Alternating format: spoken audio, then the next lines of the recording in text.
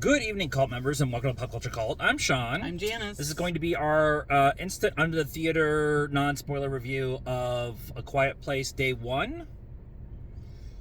Thoughts? I loved it. I loved all of the A Quiet Place movies, so I thought this one was, it was just as good as all the other ones. It's tense. It's heartwarming because, John Krasinski. Right. I can't say too much because I don't want to spoil it. You're okay if you saw the previews because... Yeah, we were just discussing that. That actually, I'm going to spoil that. Most of what's in the trailer isn't actually in the movie, which I think is a good thing. Yeah. So I'm totally okay with telling you guys that most of it's there is not in the movie, and it actually enhances the story because your brain isn't going, okay, I saw that in the trailer, that means this is next, that means this is next, kind of thing. Yep.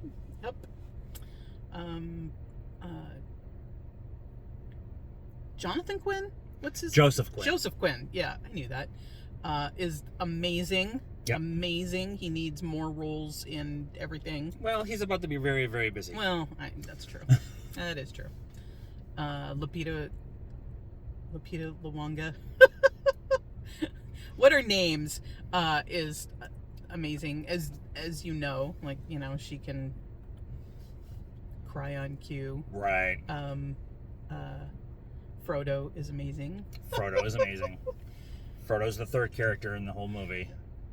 Yeah, he might be like 1A. Yeah. Yeah, and the movie theater was really full for a Thursday evening. Yeah, the start time was 7:00, so yeah. And as much as people have been complaining about how bad the theater box office numbers have been all year, that was a very full theater for a Thursday night, so it's a good start. Yeah. Yep, and it was one of the bigger theaters, so yep, definitely.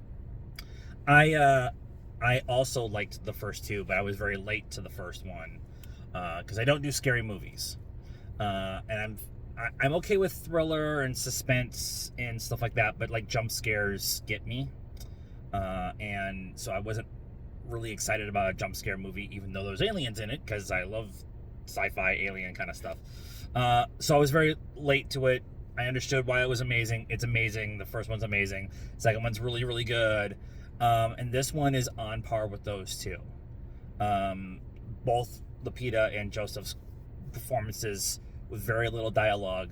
So it's all physical, very emotion-based with your face, and the way they had to move to stay quiet, and like all of that stuff was very, very well done. Like I'm highly impressed. Lupita, we always knew that she was very expressive with her face anyways, but Joseph did a great job of just why he was there. His whole arc is just awesome. And I'm really happy, like I said, that he's about to be a very, very busy boy. Mr. Flameon.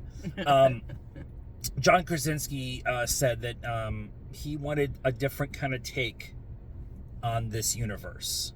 Instead of just doing the family drama that was essentially the first two movies. And this is much more about a movie about connection at the end of the world.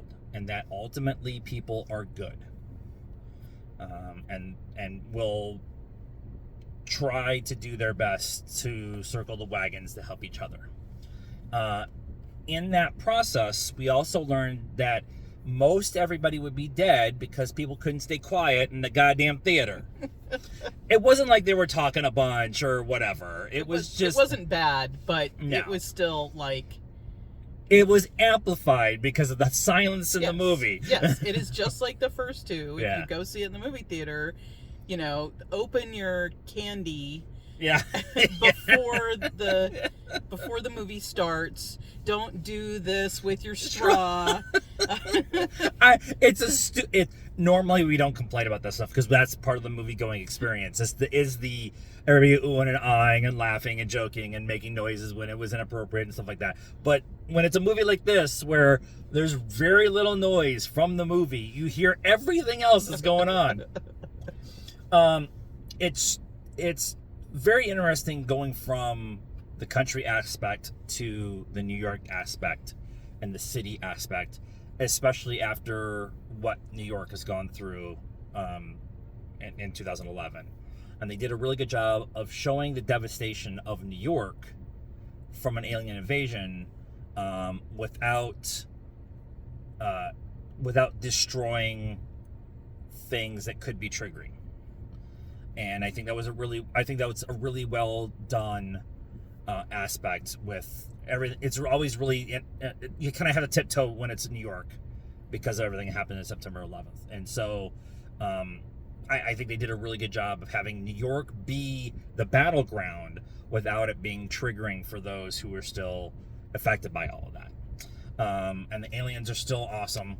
I want more from this universe. I've talked about it in the past. I want an 8-episode people living in villages trying to take care of each other, political drama kind of thing. They've got the aliens set up. So well, they've answered one of the big questions after, especially after the first one, was people went home going, but what about people in the cities? And what about people, like, there's all kinds of, but what about this? And what about this? And, you know, if you have health issues or, you know, you're like in a wheelchair or, you know, like, how does that get handled?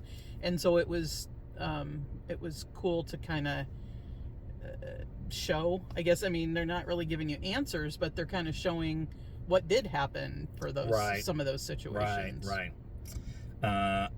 And specifically, there's one scene where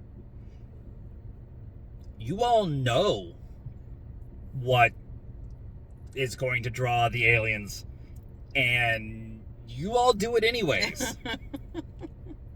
Like I said, most people would be dead.